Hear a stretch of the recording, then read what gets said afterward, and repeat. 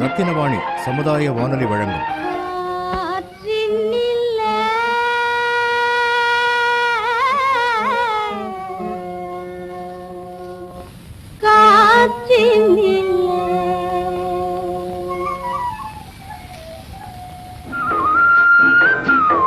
காற்றில் மிதந்து வரும் கணிதம். காற்றில் மிதந்து வரும் கணிதம் இந்திய அரசு அறிவியல் மற்றும் தொழில்நுட்பத்துறையின் ஓர் அங்கமான தேசிய அறிவியல் மற்றும் தொழில்நுட்ப தொடர்பியல் குழுமத்தின் ஆக்கம் ஊக்கம் ஆதரவுடன் ரத்தினவாணி சமுதாய வானொலி தயாரித்து வழங்கும் காற்றில் மிதந்து வரும் கணிதம் புதிய தொடர்.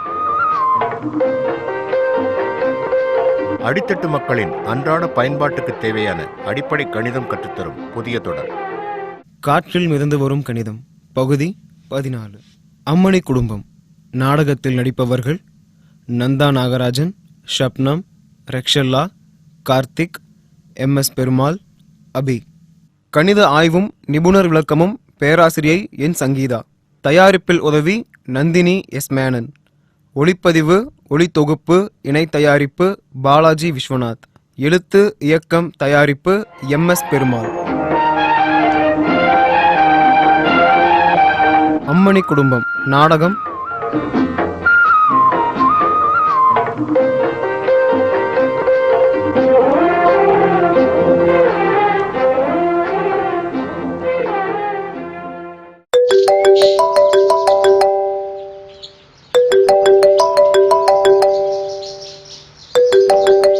Hello warden ma'am, good morning. நான் பிரேம்லதா பேசுகிறேன்.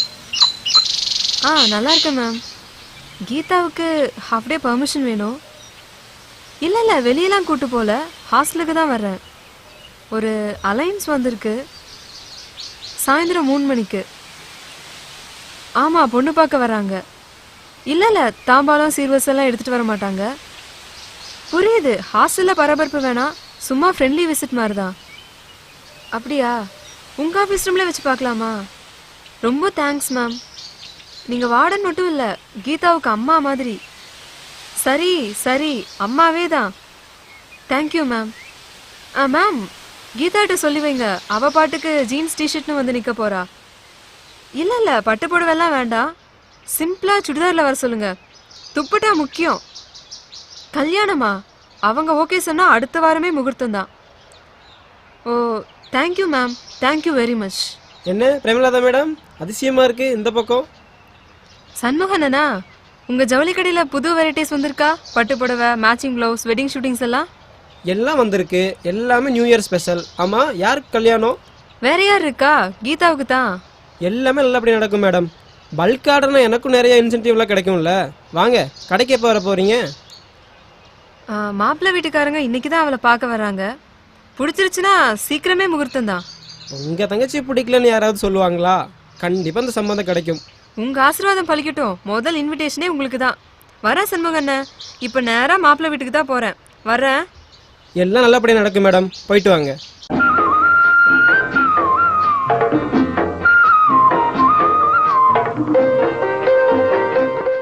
அம்மணி, அம்மணியோய். அக்கா வாங்க அக்கா. இன்னைக்கு தானே பொண்ணு பார்க்க போறீங்க? காலையிலேயே நீ வீட்டுக்கு வருவேன்னு பார்த்தேன். வரேன்னு தான் சொன்னேன், வேலை முடியலக்கா.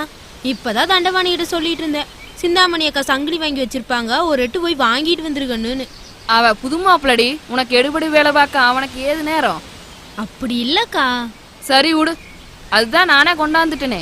தண்டவாணி ஷிஃப்ட் முடிஞ்ச கலைப்புல இருப்பான். இல்ல இன்னைக்கு லீவ் போட்டிருக்கான். பொண்ணை பார்க்க ரெடி ஆயிட்டு இருக்கிறானா என்னமோ? ஆளு ரெடியா தான் இருக்காரு, மனசுதான் இறங்கி வர மாட்டேன்னு அடம் பண்ணுது. என்னடி இந்த நேரத்தில் இப்படி கொண்ட தூக்கி போடுற? தண்டபாணி கண்ணு, ஏமணி, ஒருவேளை உன் மகனுக்கு இந்த பொண்ணை பிடிக்கலையே என்னமோ? பொண்ணு போட்டோவை காமிச்சேன், சிரிச்சானே. இப்ப ஏன் சினுங்கிறான் தான் தெரியலக்கா. உடனே உனக்கு பேசணுமா? இப்ப எதையும் கேட்காத. பொண்ணு வீட்டுக்கு வாக்கு கொடுத்துருக்குற, போவோம், பொண்ணை பார்த்துட்டு வருவோம். அப்புறமா பிள்ளைகிட்ட நான் பேசிக்கிறேன். ரஞ்சிதம் இருக்கா, அவ வீட்டுக்காரும் வந்துருப்பாரு கொஞ்ச நேரத்துல. எல்லாருமே உட்காந்து பேசி அவனை சம்மதிக்க வச்சிடலாம்.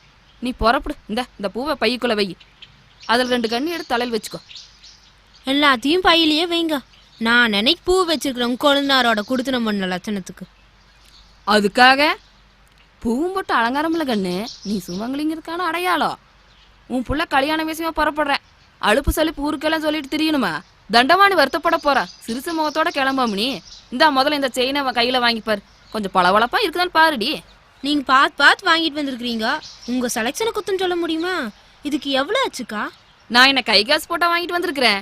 நீ எங்கிட்ட கொடுத்து வச்சிருந்தியல்ல ஒரு ஜோடி வளையல், அதுல ஒன்னு அழிச்சுட்டேன். 1.25 பவுன் இந்த செங்கிலி வாங்க சொன்னேன். செய்கூலி சேதாரம்னு மேற்கொண்டு பணம் இருக்குமில்லங்கா? ஆகத்தான் ஆகு, அது ஏன் செலவு வரக்கூடாதா? மாப்பிளைக்கு பெரியாமான ஒருத்தி எதுக்கிட்டு இருக்கிறேன் நானு. அதுக்கு இல்லக்கா. புறப்புற வழிய பாருடி, புலம்பிக்கிட்டே நிக்காத.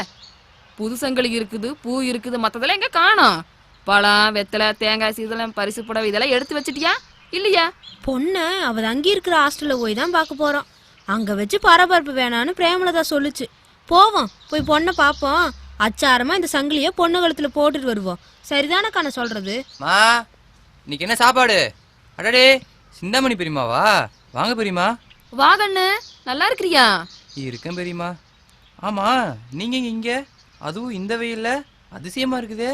உங்க அம்மா செயின் வாங்கி அர சொன்னா, அதான் வந்தேன். பாத்தியா, நல்லா இருக்குதா? ஐ, மைனர் செயினா? எனக்கு தானே. Thank you mummy. நீ படிக்கிற படிப்புக்கு மைனர் செயின் ஒன்று தான் பாக்கி.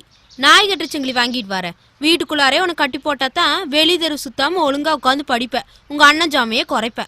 ஏண்டி சிடுசு இருக்கிற? பாவம் என் புள்ள. 18 பேப்பர் பாக்கி வச்சிருக்கானா உங்க அருமை மாவன். வெக்கமா இல்ல? என்ன நீங்களே கேளுங்கக்கா.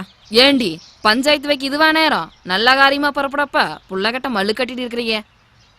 நல்ல காரியமாவா? எங்க? உங்க அண்ணனுக்கு கண்ணு பொண்ணு பார்க்க போறோம் கண்ணு. சொல்லவே இல்ல. ஏமா, 5 நிமிஷம் லேட்டா வந்திருந்தா என்னை விட்டுட்டு போயிருப்பியே. நல்ல காலம், நான் வந்துட்டேன். நீ எங்க புறப்பட்டு நிக்கிற? நல்லவனே, அது பொம்பளை பிள்ளைய தங்கி இருக்க ஹாஸ்டலு. அடடே, அப்ப கண்டிப்பா வந்தே ஆகணும். அடி ராஸ்கோலு. அடி புள்ளை கல்யாண ஆசை வந்துருச்சாமணி, அவனுக்கு சேர்த்து பார்த்துட்டு ஒரே செலவா போயிருமில்ல. அப்படி சொல்லுங்க பெரியமா. அடே, போய் உங்க அண்ணனை ரெடி பண்ணி அனுப்பு. துள்ளறான். நல்லவனே, காக்கி யூனிஃபார்ம் உங்க அண்ணன் கண்ணில் விடாம மறைச்சு வைடா. மா, டிஃபன் கட்டி கொடுமா. அட என்ன கண்ணு, காக்கி டவுசர்ல வந்து நிக்கிறேன். அதானே, நான் டியூட்டிக்கு போகணும். என்னது? நீ லீவ் போட்டிருக்கேன்னு சொன்னாலே உங்க அம்மா. அதனால என்ன, கேன்சல் பண்ணிக்கலாம். லீவையா கல்யாணத்தையா? ரெண்டையும் தான் பெரியமா. கிறுக்கு வேலு, கிறுக்கு வேலு. என்ன கண்ணு இந்த நேரத்துல முரண்டு பிடிக்கிறேன்? கேக்குறாங்கல்ல. அந்த பொண்ணு வேணாமா. அதான் ஏங்குறேன். ஏற்கனவே பார்த்த பொண்ணுதான் வேணுமோ வேணுமோ இல்லையானே? கொஞ்சம் சும்மா இருக்கிறியா? போய் ஒழுங்கா படிக்கிற வேலையை மட்டும் பார்க்கணும். 18 படி தாண்டணும்ல. எனக்கு பதில சொல்லு தண்டபாணி. ஏன் வேணாங்கிற? போட்டோ பார்த்தல? அந்த பொண்ணு ஃபோட்டோவில் வந்ததுமே எங்கள் ஃப்ரெண்ட்ஷிப்பை உடச்சிட்டாமா. இன்னும் வீட்டுக்குள்ளேயும் வந்துட்டா. ஐயோ, என்னடி சொல்றான் புள்ள?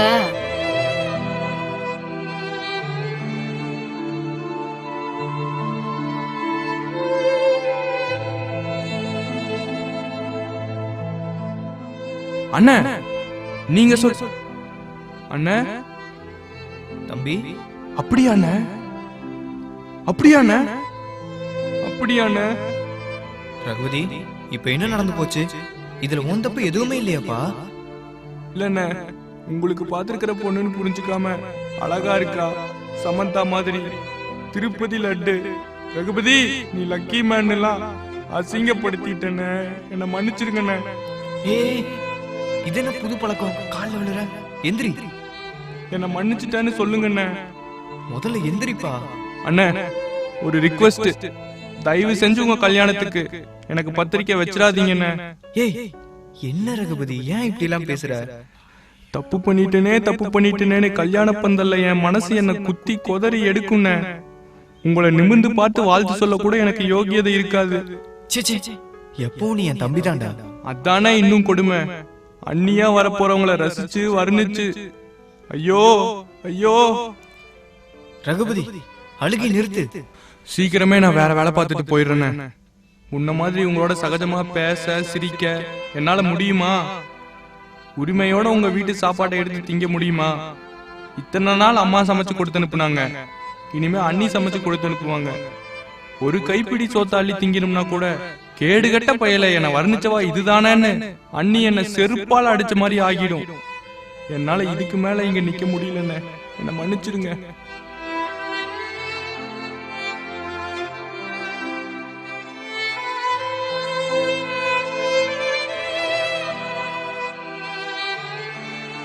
பார்த்துருக்க பொண்ணுன்னு தெரிஞ்சதும் அவசரப்பட்டு அவளை வர்ணிச்சிட்டோமேனு துடிச்சு போயிட்டான்.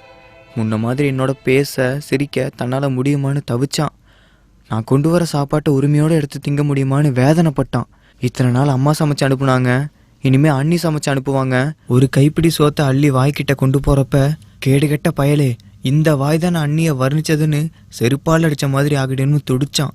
பாவமா ரகுபதி. பாவம் ரகுபதி, அந்த முரட்டு பலாப்பழத்துக்குள்ள இப்படி ஒரு முள்ளப்பூ மனசா? வாக்கு கொடுத்துட்டேன், வாடா புறப்பட்டு போய் பொண்ணை பார்த்துட்டு வரலான்னு இருந்துட்டு போவியா? இத பாரு தண்டவாணி, 10 நிமிஷத்துல கார் எடுத்துட்டு வருவேன். தகராறு பண்ணாம புறப்படும். ஆமா சொல்லிட்டேன். புறப்படு தண்டபாணி, பெரியம்மா சொல்றாங்களே கண்ணு. 5 வருஷமா ரகுபதியும் நானும் அண்ணன் தம்பியா பழகிறோம். நட்பையும் தாண்டின உறவுமா. நடுவில் யாராலையும் விரிசல் விழுந்துடக்கூடாது. என்னைக்கும் ரகுபதி நம்ம வீட்டுக்கு வந்து போயிருக்கணும். நான் கொண்டு போகிற சாப்பாட்டை பகிர்ந்துக்கணும். அவனை ஒதுக்கி வச்சுட்டு என்னால் நிம்மதியாக குடித்தனம் பண்ண முடியாதுமா. விட்டுடு. ஏன ரகுபதி யாரு? ஆஃப்டர் ஆல் ஒரு ஃப்ரெண்டு. உங்களோட வேலை பார்க்குற ஒரு ஒர்க்கர். உனக்கு ஜூனியர். அப்படி இல்லை தம்பி. வீட்டுக்குள்ளே நீ, ஒர்க் ஷாப்பில் அவன், 2 பேருமே எனக்கு தம்பிங்க தான்டா. உன்னோட இருக்கிற நேரத்தை விட அவனோட இருக்கிற நேரம் தான் அதிகம். அவன் விலகி விலகி போனா எனக்கு வேதனை தான் ஜாஸ்தி ஆகும்டா தம்பி. யார் மனசும் நோவக்கூடாதுன்னு தவிக்கிற. இப்படி ஒரு மவன் இருக்கானேன்னு எனக்கு பெருமையா தான் இருக்கு. ஆனா அதை கொண்டாட நேரம் தான் இல்லை. இப்ப பிரேமலதா வந்து நிக்குமே நம்மளை கூட்டிட்டு போறதுக்கு. எந்த முகத்தை வச்சுக்கிட்டு அந்த அம்மனி ஏறெடுத்து பாக்குறது? அம்மா, எப்பவும் போல சிரிச்ச முகத்தோட வாக்கணுன்னு கூப்பிடலாம், பாசத்தோட பழகலாம். கண்ணு எம்மாடி, இவன் தண்டபாணி என்னமோ சொன்னான்னு. நான் வந்து 10 நிமிஷம் ஆச்சுங்க. மறுபடியும் பேசி பேசி மிஸ்டர் தண்டபாணி மனசு நோகடிக்க வேண்டாம். மிஸ்டர் தண்டபாணி, நீங்கள் டியூட்டிக்கு கிளம்புங்க. Sorry madam. ஐயோ, நல்ல விஷயத்துக்கு ஏன் சாரி கேட்குறீங்க? என் தங்கச்சியை கட்டிக்கலனா என்ன? உங்களுக்கு மனைவியாக வரப்போகிற எந்த பொண்ணும் எனக்கு தங்கச்சி தான். உங்கள் கல்யாணத்துக்கு முதலாளாக நான் வந்து நிற்பேன். எல்லா வேலையும் இழுத்து போட்டு செய்வேன். எச்சியில் கூட எடுப்பேன். நீங்கள் இப்போ புறப்படுங்க சார். தாயி, எவ்வளவு பறந்த மனசுமா உனக்கு. அம்மா நான் புறப்படுறேன். மேடம் வரேன். டேய் தண்டபாணி, நில்லுகண்ணு. நான் வரேம்மா. அம்மா, நீ உட்காரு கண்ணு. வந்த புள்ள வாசலோட திரும்பி போயிடாத. காப்பி எடுத்துட்டு வரேன், குடிச்சிட்டு கிளம்புவியாமா? இருந்து சாப்பிட்டே போகிறேன். இப்போ நான் சம்மந்தி இல்லையே, விருந்தாளி தானே. டிஃபனும் சேர்த்து எடுத்துட்டு வாங்க. நீங்கள் பேசிகிட்டு இருங்க, நான் போய் காப்பி கலந்து எடுத்துகிட்டு வரேன். தாயி. சரி சரி, என்ன பேசுறது எப்படி பேசுறதுன்னு மருகி மருகி நிற்காதீங்க. நான் அப்படியே ஒதுங்கி போயிட மாட்டேம்மா. அடுத்த வேலையை பார்க்கலாமா? முதல்ல சாப்பிடு, அப்புறம் பார்க்கலாம் அடுத்த வேலைய. நீங்கள் உட்காருங்க. ஆமாம், ஊரில் உங்கள் அண்ணன் ஒருத்தர் இருக்காருன்னு சொன்னீங்களே, அட்ரஸ் கூட கொடுத்தீங்களே. அதுக்கு என்ன இப்போ?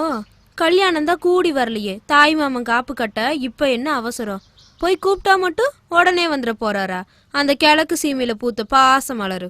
சீர் செய்ய மட்டும்தான் தாய் மாமா வரணுமா? உங்களுக்கு சேர வேண்டிய ஆசையை ஒப்படைக்கணும்ல, ஒப்படைக்க வைக்கிறேன்.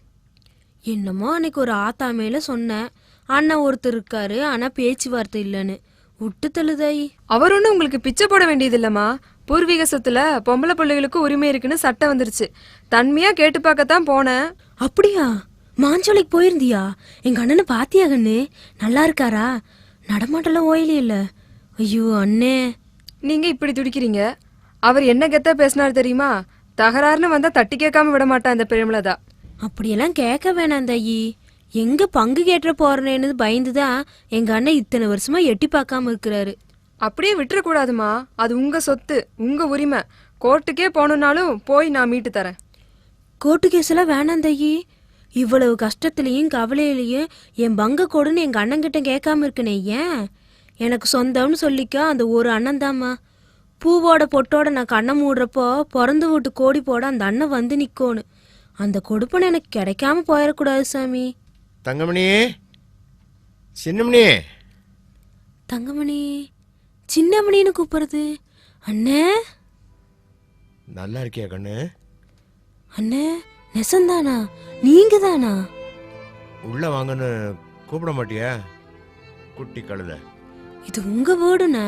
வரம் கொடுக்குற சாமியை வாசலே நிக்க வச்சு பேசுறனே. உள்ள வாங்கண்ணே. கண்ணு தண்டபாணி, அடே நல்லவனே, யாரு வந்திருக்காங்கன்னு பாருங்கடா. என்னம்மா, என்ன பரபரப்பு? யார் வந்திருக்கா? உங்க மாமன்டா, எங்க அண்ணன். ஆறுதே தண்டமணியா? இல்லை இல்லை, சின்ன மருமவன், காலேஜில் படிக்கிற கடைக்குட்டி. ஆமாங்க, சுபாஷ். ஆமா மாமான்னு சேர்த்து சொல்லு நல்லவனே. இப்படி சேர்ல உட்காருங்க சார். எப்படியும் நீங்க வருவீங்கன்னு தெரியும். எல்லாம் நீ சொல்லி தானே தாய் வந்திருக்கேன். இந்த சின்னமணி, என்ன யோசனை? குட்டி கழுத, முதல்ல இந்த பைய புடி. உனக்கு பிடிச்ச அதிரசம், காராசேவு, சீனி மிட்டாயி, கிளுகிழுப்ப நடவண்டி இதெல்லாம் லாரியில வருதா மாமா? வாய பாரு. மாமாவுக்கு தண்ணி கொண்டு வந்து குடுடா. அப்புறம் குக்கர் வச்சுட்டேன். உடனே பட்டினி போட்டுற மாட்டேன். எப்பப்பா இத்தனை வருஷமா இந்த பாசத்தை எங்கதான் தேக்கி வச்சிருந்தியோ? சின்ன மருமோனை தேக்கி வச்சா பாசம் தானா படறத்தாம்பா செய்யும். என் மனசில் இருந்த பாசம் இப்போ தான் விலகி இருக்கு. இந்த சின்னமணி, இதை வாங்கு, பத்திரமா வச்சுக்கோ. என்னென்ன சொன்ன கண்ணு, பத்திரம்னு. உன் பங்கு நஞ்ச புஞ்ச எல்லாம் சர்வே நம்பரோட பதிஞ்சு வச்சிருக்கேன். கொடுத்துட்டேன் தாயி. அம்மணியே, நீ தான் சாட்சி. இத கொடுக்கதான் படியேறி வந்தாங்களாமா? என்ன பார்க்கணும் தவிச்சு வரலையா? கேட்டு சொல்லுதாயி. அட கழுத கழுத, குட்டி கழுத, உடனே மூஞ்சி தூக்காத. இது உன் பங்கு, உன் உடமை. இத்தனை நாளாக பாதுகாத்து வச்சது தான் என் வேலை. ஏந்தாயி, நீ அங்க போய் என்ன ஆர்ப்பாட்டம் பண்ண? அண்ணன் பத்திரம் எழுதி கொண்டாந்து கணக்கு தீர்க்கிறாரு. கணக்கு தீக்க வரல கண்ணு, உன் புருஷன் கண்ணில் படாமல் காப்பாற்றி வச்சுருந்தேன். உன் 2 சரம் செயின், கல்லட்டியில், கை வளைவி எல்லாம் எங்கே போச்சுன்னு தெரியும். இந்த கழனி உன் கையை விட்டு போயிடக்கூடாதுல்ல. இப்போ என்ன, உன் பிள்ளைங்க தலையெடுத்துட்டாங்க. இது பூர்வீக சொத்து, பேர பிள்ளைங்களுக்கு பாத்தியதை. பிள்ளைங்க கையெழுத்து இல்லாமல் நிலத்தை விற்கவும் முடியாது, ஒத்திக்க விடவும் முடியாது. சாரி சார், எப்போ கொடுக்கணும், எங்க வந்து கொடுக்கணும்னு எங்களுக்கு தெரியும்னு எங்கிட்ட கராரா சொன்னீங்களே, அதுக்கு இதுதான் அர்த்தமா? நான் தான் தப்பா புரிஞ்சுக்கிட்டு. பரவாயில்ல அம்மணி, எங்கள் சின்னமணி அனுப்பிச்சு தான் நீ வந்தேன்னு நான் எப்படி நம்புறது? நீ மாப்பிள்ளை ஏவி விட்ட ஆளாக இருந்தா நாங்களும் கொஞ்சம் எச்சரிக்கையாக இருக்கணுமில்ல. எப்படியோ நீங்க வந்து சேர்ந்தீங்களே, எனக்கு அதுவே போதுண்ண. பத்திரத்தை நீங்களே வச்சுக்கோங்க. 20 வருஷமாக உன் நிலத்தில் பயிர் வச்சு மகசூல் பார்த்து பணத்தை ஃபிக்ஸட் டெபாசிட்டில் போட்டு வச்சுருக்கேங்கண்ணு. தண்டமணி கல்யாணத்தை ஜாம் ஜாம் நடத்து. என்ன பெரியவன் கல்யாணத்துக்கு தான் வர முடியாமல் போச்சு. படியேறி வந்து பத்திரிக்கை வச்சனே அண்ணா, உங்களுக்கு மனசு தவிச்சிருக்கோம். அந்த புண்ணியவதி தடுத்திருப்பாங்க, அதுவும் தெரியும். அதுக்காக சரச கல்யாணத்துக்கு தகவல் கூட சொல்லாம விட்டுட்டீங்க பாருங்க. அதுல எனக்கு வருத்தம் தானே. உனக்கு அந்த வருத்தம். பெரியவன் கோசரத்துக்கு என் மகளை கொடுக்கணும்னு தீர்மானம் பண்ணியிருந்தேன், அது முடியலையேன்னு எனக்கு அந்த வருத்தம். சொத்து பத்து கையை விட்டு போயிருமேன்னு அந்த மகராசி குறுக்க விழுந்து தடுத்தா. அது மட்டுமா, அவங்க அண்ணன் மகனுக்கு சரசுவை கட்டி வச்சு உறவை கெட்டிப்படுத்திட்டாங்களே, அதுவும் தெரியும். அண்ணன் ஆஸ்தி பாஸ்தி அத்தனை வந்து சேருமே மகளுக்கு. பேராசக்காரி பேராசக்காரி. அம்மா சாப்பாடு ரெடி. சின்ன மருமனே, சமைக்கலாம் தெரியுமா? இவ்வளோ பொறுப்பா உனக்கு? உன் பொண்டாட்டி கொடுத்து வச்சோப்பா. சாப்பிட வாங்க மாமா. எடுத்து வைராசா. சின்னமணி, 2 ஏக்கர் நஞ்சை, 2 புஞ்சக்காடு. நஞ்சையில் ஒரு போகம் நெல், ஒரு போகம் கடலைக்காய் போட்டேன். மண்ணை மலடாக்காமல் போட்டுட்டு வந்த கண்ணு. இனிமேல் ஓம்பாடு, உன் பிள்ளைங்க பாடு. காடு கலனையை பொறுப்பாக பார்த்துக்க.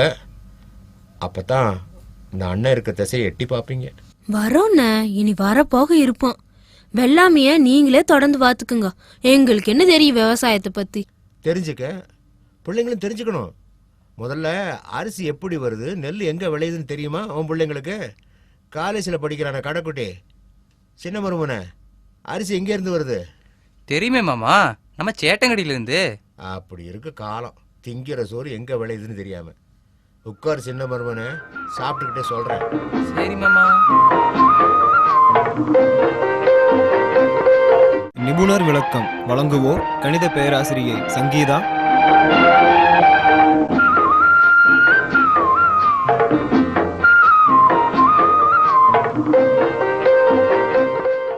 நேயர்களே, இன்னைக்கு விவசாயத்தில் கணிதம் அப்படிங்கிற ஒரு தலைப்பை பற்றி சொல்றதுக்கு வேளாண்மை பல்கலைக்கழகம், கோயம்புத்தூர் வேளாண்மை பல்கலைக்கழகத்திலிருந்து டாக்டர் எம் கண்ணன் சார் வந்திருக்காரு. அவர் என்ன சொல்றாருன்னு பார்க்கலாம். வணக்கம் நேயர்களே, என்னுடைய பெயர் முனைவர் எம் கண்ணன், பேராசிரியர் மற்றும் தலைவர், மலரியல் துறை, தமிழ்நாடு வேளாண்மை பல்கலைக்கழகம், கோவை. இன்றைய தினம் நமது விவசாயத்தில் கணிதம் என்ற தலைப்பில் சிறிய விளக்கங்களை நான் கூற இருக்கின்றேன். விவசாயம் என்பது ஒரு மிகப்பெரிய இந்த நம்மளுடைய நாட்டின் முதுகெலும்பான ஒரு தொழில். இந்த தொழிலில் ஆர்வம் காட்டி நமது உற்பத்தியை பெருக்கினால்தான் நமது இந்திய நாட்டில் வாழும் அனைத்து மக்களுக்கும் நமது உணவு பற்றாக்குறையை தீர்க்க முடியும். நமது உணவு பற்றாக்குறையை தீர்த்தால்தான் மக்கள் நிம்மதியுடன் வாழ முடியும். இந்த உற்பத்தியை பெருக்குவதற்கு நீங்கள் விவசாயத்தில் கணித முறையை கண்டிப்பாக பயன்படுத்த வேண்டும். முக்கியமாக இப்போ விவசாயத்தினை எடுத்துக்கொண்டிங்கன்னா, முக்கியமாக தோட்டக்கலை துறையில் இன்றைய தினம் வந்து தோட்டக்கலை துறையில் பார்த்திங்கன்னா, தோட்டக்கலையில் வந்து பழங்கள், காய்கறிகள், இதர வாசனை திரவிய பயிர்கள், மலர் பயிர்கள் மற்றும் பார்த்திங்க அப்படின்னா மருந்து பயிர்கள், இந்த மாதிரி நிறைய பயிர்களை வந்து நம்ம சாகுபடி பண்ணுறோம். ஒரு விவசாயி தன்னுடைய தோட்டத்தில் வந்து எந்த விவசாயம் பண்ணணும் பார்த்திங்கன்னா ஒரு கணிதம் இல்லாமல் வந்து அவங்களால விவசாயம் பண்ண முடியாது. ஏதோ எடுத்தோம் கவித்தோம்னு சொல்லிட்டு நம்ம விவசாயம் பண்ணாமல் ஒரு ஒழுங்குமுறையுடன், ஒரு அளவு, ஒரு நெறியுடன் விவசாயத்தை வந்து நம்ம பண்ண வேண்டும். இப்போ உதாரணத்துக்கு எடுத்துக்கிட்டிங்க அப்படின்னா, இப்போ நீங்கள் பழமரங்கள் நடுறீங்க, தோட்டத்தில் பழமரங்கள் நடுறோம், தென்னை மரம் நடுறோம், எல்லாம் எடுத்துக்கிட்டிங்கன்னு பார்த்தீங்கன்னா, இப்போ உதாரணத்துக்கு தென்னை மரமே நீங்கள் எடுத்துக்கிட்டிங்கன்னு வச்சுக்கோங்களேன். இப்போ தென்னை மரம் எடுத்தோன்னா ஒரு ஏக்கருக்கு வந்து இத்தனை நாற்றுக்கள் தேவைப்படும் என்று நமக்கு கணக்கு இருக்கிறது. இப்போது ஒரு ஏக்கர் அப்படின்னா எவ்வளவு? நம்ம ஏக்கர் நம்ம சொல்கிறோம், உங்களுக்கு வந்து அது ஏக்கர்னா எத்தனை சதுர அடிங்க, எத்தனை வந்து சதுர மீட்டர் அப்படின்னு நீங்கள் கேட்பீங்க. ஒரு ஏக்கர் அப்படிங்கிறது 4000 சதுர மீட்டர். ஒரு ஏக்கருக்கு எவ்வளவு சதுர அடி அப்படின்னு அடுத்த கேள்வி நீங்கள் கேட்பீங்க. ஒரு ஏக்கருக்கு 43,560 சதுர அடி வேணும். எப்போது சில பேர் சொல்லுவாங்க, ஏக்கர் நம்ம சொல்கிறோம், சதுர அடின்னு சொல்கிறோம், சதுர மீட்டர்னு சொல்கிறோம். ஒரு சிலர் பார்த்திங்கன்னா சென்ட்டுன்னு சொல்லுவாங்க. அப்படின்னா ஒரு சென்ட்டுனா எவ்வளோ சார், ஒரு ஏக்கருக்கு எத்தனை சென்ட் வரும் அப்படின்னு கேட்டிங்கன்னா அதுக்கு ஒரு கணக்கு இருக்குது. அதாவது ஒரு ஏக்கருக்கு வந்து பார்த்திங்கன்னா சென்ட் கணக்கில் பார்க்கும்பொழுது 100 சென்ட் வரும். 100 சென்ட் சேர்ந்தது தான் வந்து ஒரு ஏக்கர். அதே மாதிரி ஹெக்டர்னு சொல்லிட்டு ஒரு அளவு இருக்கிறது. விவசாயத்தில் வந்து பார்த்திங்கன்னா ஹெக்டர் அப்படின்னு சொல்லுவாங்க. அது உலக அளவில் பார்த்திங்கன்னா ஹெக்டர் அப்படிங்கிற அந்த முறையை தான் வந்து எல்லாருமே பயன்படுத்துகிறாங்க. ஒரு ஹெக்டருக்கு வந்து 2.5 ஏக்கர்னு சொல்லுவாங்க. அப்போது ஒரு 2.5 ஏக்கர்னு சொல்லுவாங்க. அதே மாதிரி ஒரு ஏக்கருக்கு 4000 சதுர மீட்டர், ஒரு சென்ட்டுக்கு 40 சதுர மீட்டர், 100 சென்ட் சேர்ந்தது ஒரு ஏக்கர். ஸோ இது எல்லாமே அளவு தான்.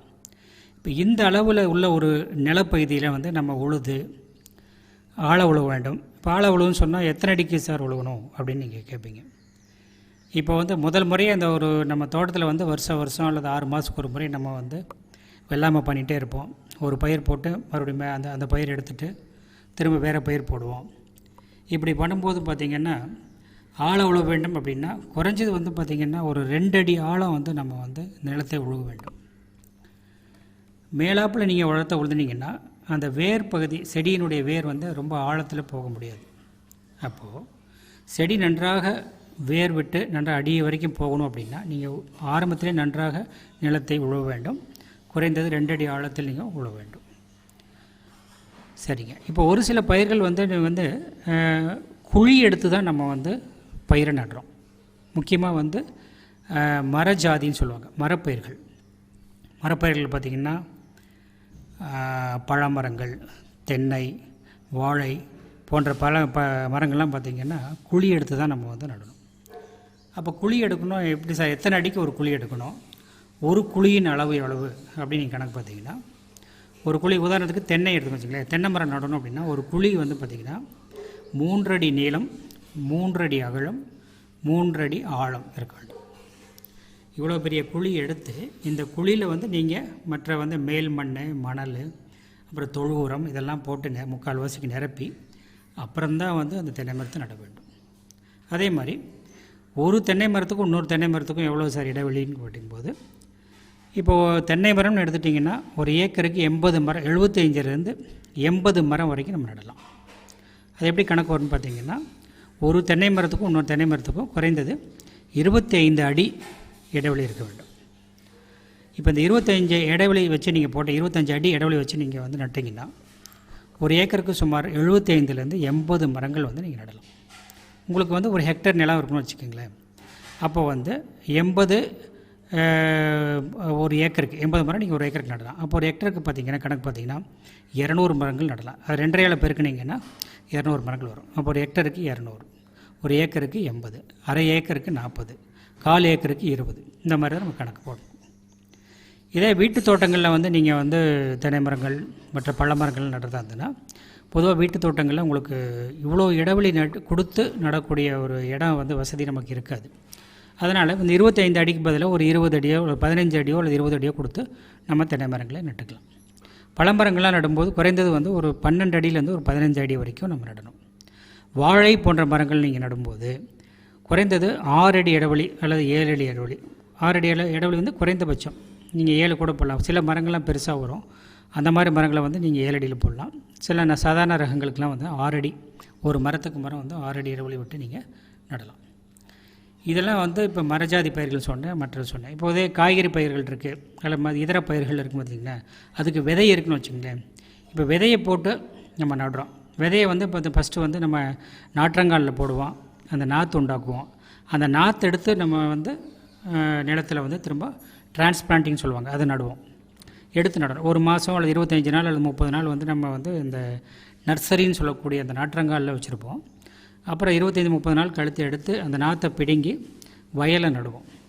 இந்த வயலை நடும்போது வயல் நடும்போதும் அந்த ஒவ்வொரு நாற்றுக்கும் ஒரு இடைவெளி விடணும். உதாரணத்துக்கு தக்காளி, கத்திரி, மிளகாய், இப்போ வந்து காய்கறி பயிர்கள்லாம் இருக்குது. இந்த தக்காளி, கத்திரி, மிளகாய் நீங்கள் எடுத்து நடும்போது அதாவது அதை வந்து என்ன பண்ணுறோம், பார் மாதிரி வந்து நிலத்தை வந்து உழுவாங்க. பார், அந்த பாருக்கு பார் இடைவெளி வந்து 60 சென்டிமீட்டரும், செடிக்கு செடி இடைவெளி வந்து 30 சென்டிமீட்டர் அல்லது 45 சென்டிமீட்டர் இடைவெளி விட்டு தான் நம்ம நடணும். இந்த பார் இடைவெளியில் வந்து நம்ம தண்ணியை வந்து பாய்ச்சுவாங்க. வாய்க்காலில் வந்து வாய்க்கால் மாதிரி இருக்கும், அதில் தண்ணி பாய்ச்சுவாங்க. அதில் வந்து இந்த செடி வந்து நல்லா வளர்ந்துடும். அந்த பார் நடுக்கும்போது ரிட்ஜுன்னு சொல்லுவாங்க. அந்த பார், அந்த பார்னுடைய ஒரு சைடில் வந்து நடுவாங்க. அப்படியே வந்து உரங்கள்லாம் வந்து அது சைட்லேயே போட்டுப்பாங்க. அதே மாதிரி நீங்கள் நாளைக்கு வந்து ஒரு ஏக்கரில் வந்து தக்காளி நடுறீங்க அல்லது கத்திரி நடுறீங்கன்னா, ஒரு ஏக்கர் தக்காளிக்கு எவ்வளவு வந்து நம்ம வந்து உரம் இட வேண்டும், தொழு உரம் எவ்வளோ இட வேண்டும். இப்போ ஒரு ஏக்கர் வந்து நான் சொல்லிட்டு இருந்தேன். இப்போ தக்காளி நாற்று, கத்திரி நாற்று இதெல்லாம் நடக்கும்போது 4000 சதுர மீட்டரில் நீங்கள் நடணும். இந்த 4000 சதுர மீட்டருக்கு இடைவெளி வந்து 60 சென்டிமீட்டருக்கு 45 சென்டிமீட்டர் அல்லது 60 சென்டிமீட்டருக்கு 30 சென்டிமீட்டர் இடைவெளியில் நம்ம நாற்றுக்கு நடணும். இப்படி நடும்போது பார்த்திங்கன்னா, இப்போ 60க்கு 30 நட்டிங்கன்னா கிட்டத்தட்ட உங்களுக்கு ஒரு ஏக்கருக்கு 2500லேருந்து 3000 நாற்று வரும். ஒரு ஹெக்டருக்கு அப்படியே நீங்கள் பார்த்திங்கன்னா 8000லேருந்து 8500 நாற்றுகள் வரும். இப்படி பார்த்திங்கன்னா அதே மாதிரி விதை அப்படி தான். இப்போ நீங்கள் தக்காளி விதை எடுத்துக்கிட்டிங்கன்னா ஒரு ஏக்கருக்கு அந்த சில விதைகள் நல்லா கொஞ்சம் எடை ஜாஸ்தியாக இருக்கும், சில விதைகள் வந்து எடை குறைவாக இருக்கும். இப்போ உதாரணத்துக்கு இப்போ நீங்கள் கத்திரி விதைன்னு எடுத்துக்கிட்டிங்கன்னா ஒரு ஏக்கருக்கு வந்து கிட்டத்தட்ட உங்களுக்கு வந்து 250லேருந்து 300 கிராம் விதை தேவைப்படும். இது தக்காளி விதை அப்படின்னா ஒரு ஏக்கருக்கு உங்களுக்கு வந்து 100 கிராம் வரைக்கும் தேவைப்படும். ஏன் கம்மியாக இருக்குது தக்காளி விதைன்னு கேட்டிங்கன்னா, தக்காளி விதையினுடைய எடை வந்து குறைவு, அதனால் வந்து அது குறைவாக நம்மளுக்கு தேவைப்படுது. அது மாதிரி வெண்டை விதைன்னு எடுத்துட்டிங்கன்னா அது கொஞ்சம் எடை வந்து அதிகமாக இருக்கும். இப்போ வெண்டை விதை பார்த்திங்கன்னா உதாரணத்துக்கு ஒரு ஏக்கருக்கு வந்து ஒரு 3 கிலோலேருந்து 4 கிலோ வரைக்கும் தேவைப்படும் ஒரு ஏக்கருக்கு. அது மாதிரி ஒவ்வொரு விதைக்கும் விதை அளவுன்னு ஒன்று இருக்கிறது. அந்த விதை அளவு வந்து தகுந்த மாதிரி தான் நம்ம நிலத்தில் வந்து அதை சாகுபடி செய்யும். அப்போ பார்த்திங்கன்னா எப்படி நீங்கள் எடுத்துக்கிட்டிங்கன்னு கேட்டாலும் விவசாயத்தில் வந்து ஒரு கணக்கு வழக்கு இல்லாமல் வந்து விவசாயம் செய்யவே முடியாது. அதே மாதிரி தான் நம்ம செலவு செய்யக்கூடிய வருமானம், அது செலவு செய்யக்கூடிய தொகை, அந்த தொகைக்கு இருக்கக்கூடிய வருமானம், எவ்வளோ செலவு செய்கிறோம், அதுலேருந்து எவ்வளோ நமக்கு வருமானம் வருது, அப்புறம் நமக்கு இதில் வந்து எவ்வளோ லாபம் வருது, எல்லாமே ஒரு கணக்கு இருக்குது. அதனால் கணக்கு வழக்கு இன்றி விவசாயம் செய்ய முடியாது. கணக்கு வழக்கு செய்து தான் இன்றைய விவசாயத்தை நாம் சிறப்பாக செய்ய முடியும். நன்றி. Thank you sir. சரி நேயர்களே, இன்னைக்கு பல முத்தான தகவல்களை டாக்டர் கண்ணன் சார்ட்ட இருந்தும் தெரிஞ்சுக்கிட்டோம். இது உங்களுக்கு ரொம்ப யூஸ்ஃபுல்லாக இருக்குன்னு நினைக்கிறேன். நேயர்கள் இதுவரை கேட்டது காற்றில் மிதந்து வரும் கணிதம் பகுதி 14.